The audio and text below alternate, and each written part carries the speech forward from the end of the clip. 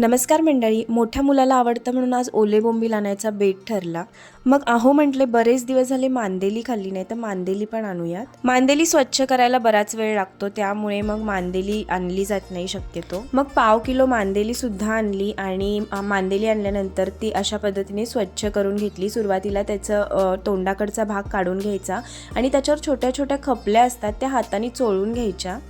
त्यानंतर 2 ते 3 पाण्यात मांदेली स्वच्छ धुवून घेतली. त्यानंतर त्याच्यामध्ये हळद, काश्मीरी मिर्च पावडर, कांदा लसूण मसाला, चवीनुसार मीठ आणि थोडंसं कोकम आगळ याच्यामध्ये घालून घ्यायचं आहे. कोकम आगळ जर तुमच्याकडे नसेल तर तुम्ही इकडे लिंबाचा रस वापरला तरी चालेल.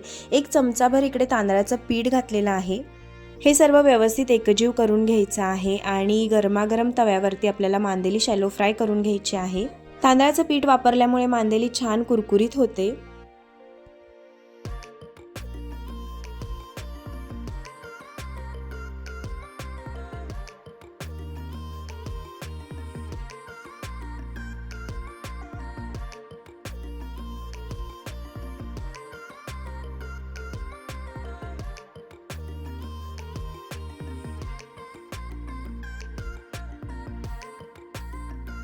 इकडे आपली कुरकुरीत मांदेली फ्राय तयार झालेली आहे. रेसिपी आवडली असल्यास लाईक करा. भेटूया नेक्स्ट व्हिडिओमध्ये. Bye bye.